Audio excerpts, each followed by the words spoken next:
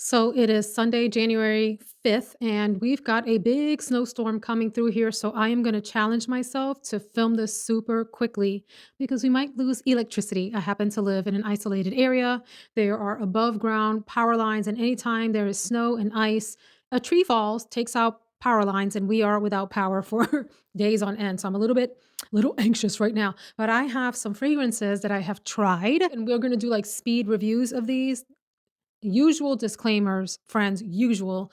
These are sampling experiences. I have not had a full bottle of any of these. As I always say, a full bottle experience is always different than the sampling experience. However, I continue to sample. So let's talk about them. So the first fragrance is called Naked Laundry, which I always want to call Dirty Laundry. But why would you want to wear a fragrance called Dirty Laundry? Wouldn't that stink and smell awful? So Naked Laundry, what does that evoke for you when you hear the words naked and laundry together? So I'm going to give these a score, tell you my quick impressions of them, and if those impressions changed in the dry down, and then share with you if I think it is full bottle worthy. My own opinion. As always, friends, if you like these fragrances and I don't, hey, no love lost, we're still friends, and vice versa. This is just perfume entertainment here. So I would give Naked Laundry a 6.5 out of 10, which surprised me because I have a little bit of trouble with this line of fragrances. I've never had a full bottle in hand. I don't know what they feel like or really look like in person, but I'm not sure if I like the bottle design. And as I've gotten further into fragrance collecting, and this has happened also on the makeup side for me too, packaging has become as important as whether I like the juice in the scent as well. It's like a whole experience for me. So I really liked this fragrance on the opening. Surprisingly, it was cool, very cool, and almost slightly soapy metallic with a lot of sort of violet coming through for me. I felt like the texture of the fragrance felt wispy. There was maybe even something a little bit sort of suede smelling in the background of the fragrance. And I was surprised at first when I tried it on because I was convinced that I wouldn't like this fragrance. I can't tell you why. I don't know if it was the name, I don't know if it was the description of this or something where I was biased going into this. And I kind of really liked that sort of soapy, musky, did I say musk? Soapy, musky, kind of suedy wispiness of this fragrance that I thought was gender neutral. I didn't feel like it leaned in any direction. It could be feminine on some people and it could be maybe a little bit cooler and masculine on others. I didn't care for this so much in the dry down. I felt like it started to sort of crumble apart and smell a little bit chaotic, I think is how I would describe it. Like there was a lot happening in this fragrance in the dry down, deep, deep dry down, to the point where I thought to myself, okay, maybe this isn't a fragrance that I would necessarily enjoy all the way through the experience. But the opening and the middle were sort of like clean girl aesthetic with a little bit of emo edge to it. There was something kind of cool girl and edgy about this fragrance in a clean kind of way. And so in the end, I said that this was like a maybe in terms of would I want to purchase it again. It certainly would be one that I would need to try again and see if I had the same experience in the dry down with a more full day wearing experience. Because this was really and truly for all of these just a quick sampling experience where I sprayed it, I smelled it. I didn't even put these on skin because I got overwhelmed. I had so many samples that I've really only just tested these on blotter. So keep that in mind. Skin chemistry, the way something plays off of you when it warms up, can be a completely different experience. But let's keep going. So, from the house of Theodoros Kalotinis is cinnamon rolls. We have been in the era of gourmand glory where gourmands have sort of taken over fragcom, particularly on Instagram and here on YouTube. And so this is definitely a gourmand fragrance. I have to tell you, I hated this. My husband also hated this. What I do is I will spray the thing, let it calm down a little bit, sniff, make my own opinion, and then I'll hand it over to my husband and get his thoughts too. So I have two people's impressions here. I gave this fragrance a 3 out of 10. And I think that that is kind of a generous score. I'm sorry, but this smells to me like holiday Glade all the way, holiday Febreze, something that was meant to be sprayed in the air that had all of the sort of holiday gourmand things happening. Cinnamon buns, like there's something doughy in this as well. It's like an overdose of very chemically cheap smelling holiday spices. This is a candle all the way and a candle that I would actually get sick of eventually. So I had a very sort of averse reaction to this fragrance. I didn't care for it at all. It's not something that I wanna smell like. It doesn't smell to me like a fragrance or perfume. I would definitely not want to smell like this fragrance at all. For me, it was very sort of chemically artificial. Like it was trying too hard to smell like a holiday candle, and it just fell so flat for me. I really dislike this. My husband hated it as well. I mean, he literally threw the blotter on the ground and was like, "What the hell is that?" So yeah, this is a big fat no for everyone here. Next is a fragrance that I have heard so much about. People rave and rave and rave some more about this and how wonderful it is. I've heard a number of reviewers talking about this and giving it a lot of flowers. And it is Brompton Immortals from Ex Nihilo. Out of a 10, I would give this fragrance about a 7-ish, maybe a little bit more. This is one that I would definitely like to try on skin before I rule it in or out. I got mostly just from the sampling experience, saffron and rose, a mixture of that. And as it dried out, and I felt like it was sort of like sharp and I wouldn't say off putting in the opening. I would just say kind of hard to read. Like it was pretty intense in the opening in a way that made it maybe hard for me to understand what I was smelling. And as it dried down some more, it got rounder and fuller and reminded me of a number of other fragrances that I have in my collection. That doesn't mean that it's not beautiful on its own, but when you've tried a lot of fragrances, it's like literally inevitable that everything is going to remind you of at least one or two other things that you've smelled in some way, form, or fashion. So the first thing that came to mind for this is Cavort by Fragrance Du Bois. Sort of that same saffron nature, the rosiness, and I want to say that there's some woodiness to Brompton Immortals as well. I personally prefer Cavort myself, only because I already have it in my collection, and so I think that purchasing this one would be repetitive for me. However, I did think it was quite a nice fragrance, definitely a robust fragrance, definitely a substantive rose saffron combo. And if you're attracted to those notes and fragrances, I would say give this one a try. Like get a decant, see what you think of it, give it a full day wear. I definitely need to try this out some more before I rule it in or out. So this is a nice fragrance. It's a no for me in terms of a full bottle. If I didn't have something like this already in my collection, I would definitely consider this heavily. And then there is Monica by Gritti, and I enjoyed this fragrance. I didn't when I first sampled it. To be straight up and honest, when I first sprayed this, when I got it, I thought, whoa, what's all the hype about? Put it away. And then I came back to it last night when I was testing all of these out and had a newfound appreciation for Monica. I just smelled it differently for some reason. And I want to read to you my notes about it. I gave it a 7.5 out of 10 total, which is a pretty high score for me. I describe this as a soft and cool toned.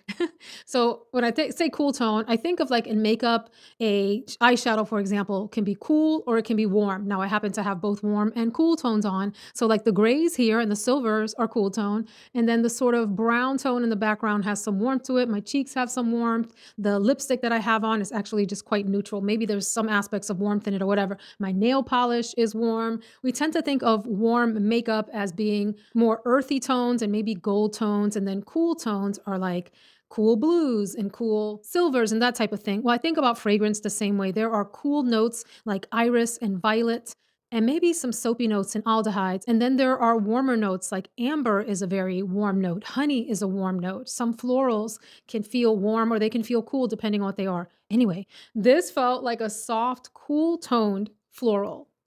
And in particular, it's rose and peony that's in the fragrance. And once I knew that, once I looked up the note structure, I then understood more what I was smelling. And it's like it came through more for me. It is like when you look at an illusion, an image that's designed, it has something hidden in it, and you are trying to like squint your eyes and understand what the illusion is, the optical illusion. Someone may have to point it out to you. And then once they point it out, you can't not see it. It was the same thing with the rose and the peony in this fragrance. Once I understood those were keynotes, I all of a sudden was like, oh, yes, and it smells pretty dang good.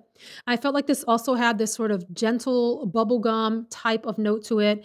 So this reminded me, and I say this in the best way possible, reminds me of Aquanet hairspray, the smell of hairspray, and all of these, like a melange of high school scents. A mixture of the floral, soft floral fragrances that the girls that I went to high school with smelled like a combination of their shampoo, their hairspray, the soft sort of floral nature of the like almost like Laura Ashley type of fragrance. I don't even know if Laura Ashley made fragrances. Maybe it was Yardley that I was thinking of that has like the lilac fragrances, the pure roses, that kind of a thing. All of those florals that are cool and simple and light for ladies. And so I'm getting that kind of late 80s, 90s soft floral vibe from Monica, and I think that I like it.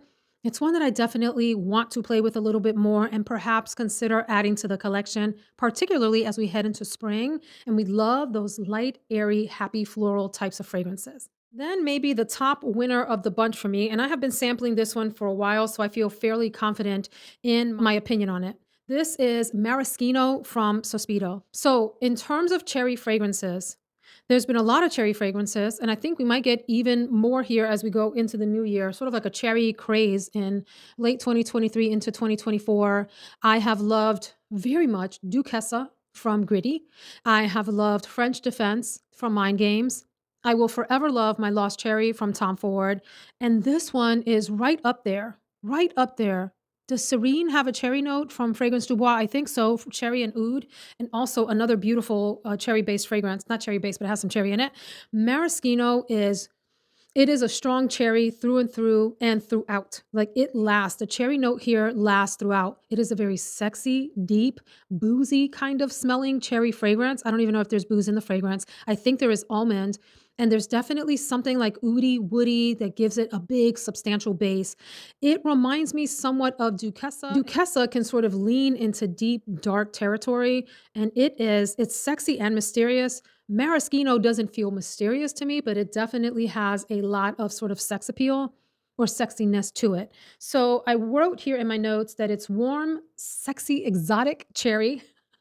So maybe not dark, but definitely exotic cherry. Oh, and especially in the opening and as it dries on into the mid, there is this beautiful, delicious apple note that I think plays so well with the apple nuances in here. Overall, the fragrance has a very sort of buttery texture.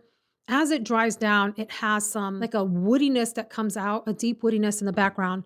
Now I have to look up the notes because I'm like, wait a minute, what else is in this fragrance that I haven't told y'all about? There are florals in the middle. For me, the cherry sort of takes over throughout the fragrance. In the base, musk, sandalwood, vanilla, tonka bean, vetiver, amber, patchouli. That's a lot going on, but it feels for me like this woody sort of base with some butteriness to it. And I really like it. This is a pretty fantastic fragrance. I gave this a 9. Did I say that already? A 9 out of 10, which is an incredibly high score. And I think I might want it. So I'm going to put this on my continue to try list to see if I want to get a full bottle of this coming up here. I'll go next to a fragrance that I haven't heard anybody talk about, and I don't think anybody really cares about because it's not a popular house.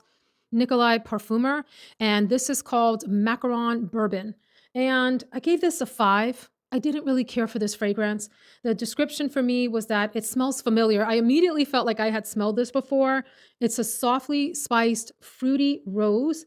And there's something in it, though, that felt a little bit sort of, or smelled rotten and slightly even plasticky in the background. And so for those reasons, I was a little bit turned off from this. It's like when you like put perfume on something that doesn't smell that good, but you can still smell the thing in the background that you're trying not to smell, or when you spray room freshener somewhere to try to cover up some stankiness, but that stankness is still there and you kind of are getting whiffs of that in the middle of the nice air freshener.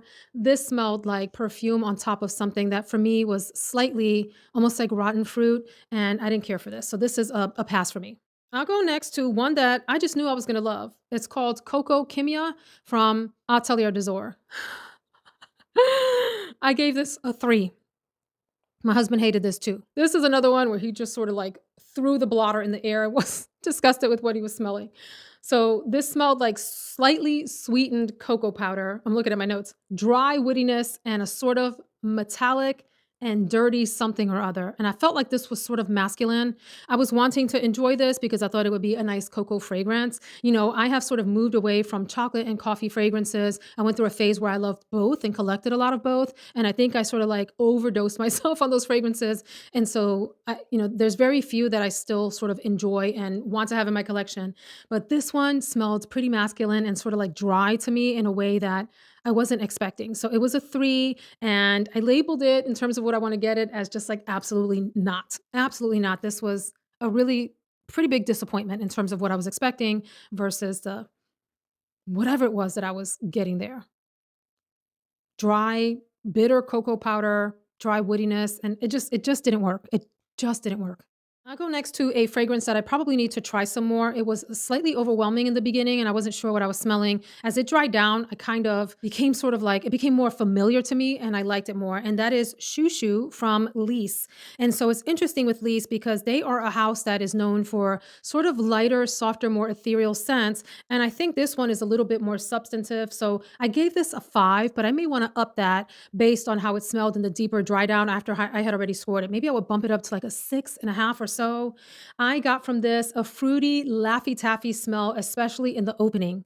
So Laffy Taffy candy has different kinds of smells that you get as they start to melt in your mouth. There's like banana Laffy Taffy. There are tart and maybe even sour Laffy Taffies. This one smelled like and tasted in my olfactory nose.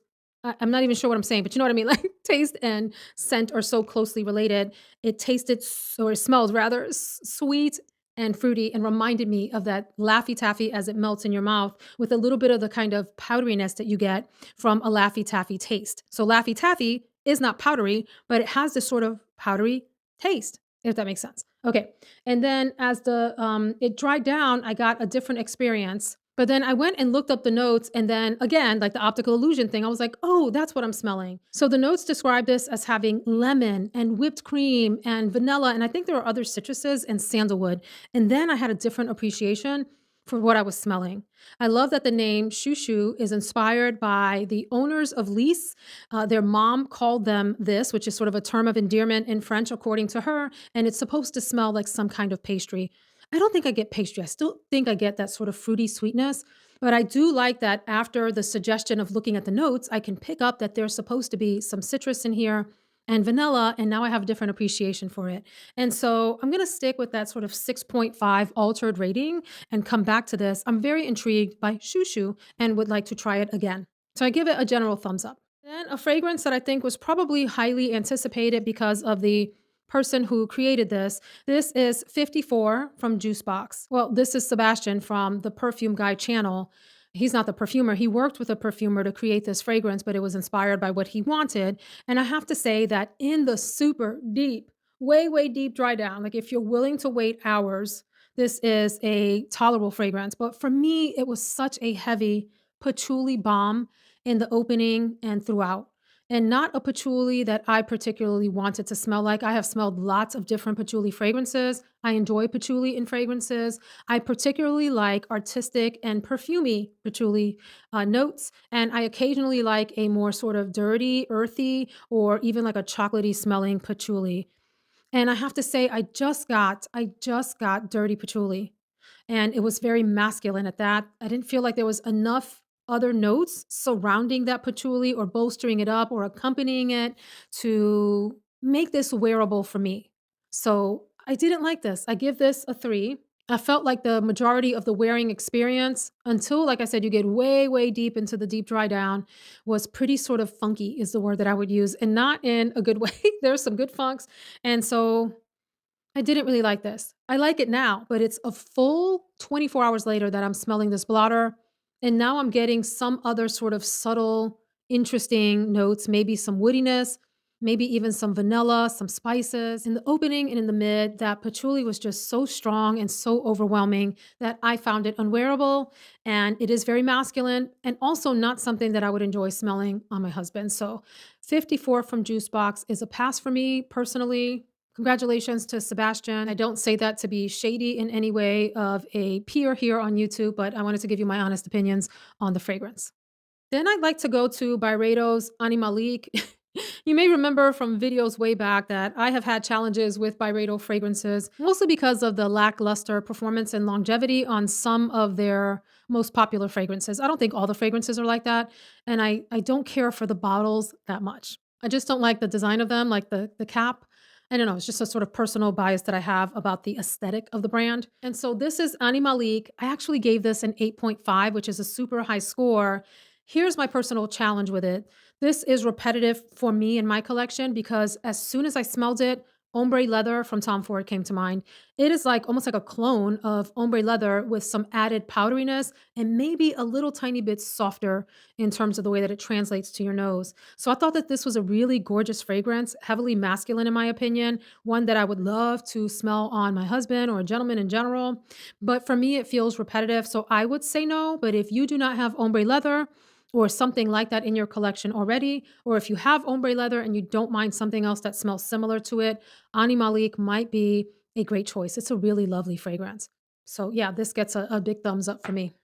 I wasn't going to talk about this fragrance, but I also want to mention that I tried Center Stage from Tamin, excuse me. This also smelled very leathery to me. I enjoyed this a lot. It was like soft, worn-in leather with some woodiness. I thought that this was a really great offering, entirely too masculine for me. Would I wear it? Could I wear it? Absolutely. I think it would smell great on me. But it would be one that I would primarily purchase for my husband to wear, and he didn't really care for the fragrance, so center stage, I'm just gonna have to enjoy the decant. I may keep the decant around and sniff it from time to time and just enjoy the beauty that it is, knowing that it's maybe not the best for me particularly. I'll end out this video with Mojave Ghost Absolu, another one from Byredo. Highly anticipated. I do like the cap on this one, that it has a little bit of a woven design into it. I think that's pretty. I gave this one a 7.5. I don't really get along with the original Mojave Ghost. I have tried. I purchased samples of it a while back, and I recently purchased a travel spray and I wore it for a couple of days. I can't explain to you why. I know people love Mojave Ghost and I could see why they like it, but there was something about it that was just irksome. I can't explain to you what particular note, what combination of notes, what about it. It made my throat feel dry and it just felt like not a me fragrance. I wish I had a better description, but I don't.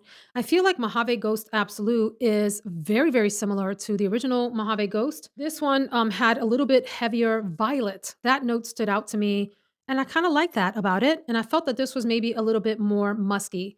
I did like this a lot more than the original. It's almost like there's something deeper and stickier and more substantive about this than the original Mojave Ghost. And it was an attractive feature of the fragrance to me. I still feel like it's just not for me. I mean, this would be one that I maybe wouldn't hesitate to wear on a specific day, but I don't know that I want a full bottle of this. But if you are a Mojave Ghost lover, rejoice. This is an interesting sort of twist on Mojave Ghost. You get Mojave Ghost, except deeper, maybe a little bit darker, and you get a more pronounced violet note, in my opinion, if that's something that's of interest to you, which is interesting because when I looked at Fragrantica and how people rated the notes in this, it seemed like violet came in last in terms of what people were picking up. But for me, it was the most pronounced note, particularly in the opening and through the mid. So this is going to be a no for me, but if you are a lover of Mojave Ghost or fragrances like that, I would say this is a big thumbs up actually for you. I also want to say that this reminded me slightly of Decadence from Jacobs. If you remember the green bottle that had the sort of leather, I think, cap on it, like leather lizard looking cap, and the crazy handle that you could carry it from, like it was a little purse. It kind of reminds me of the same powderiness and florals and slight fruitiness that's in that fragrance. There's something similar between these, and I'll just leave it at that. So, friends, I would love to know your thoughts on any of these fragrances. Have you tried them? Did you like them? Did you hate them? Let us know in the comments. I hope you enjoyed this video. I am going to close out now before our electricity goes out because I'm sure it is snowing and maybe starting to ice over outside as it is. I'm gonna go make us dinner, but we still have a little bit of electricity left. We're having shrimp fettuccine. Yay! Take care, friends.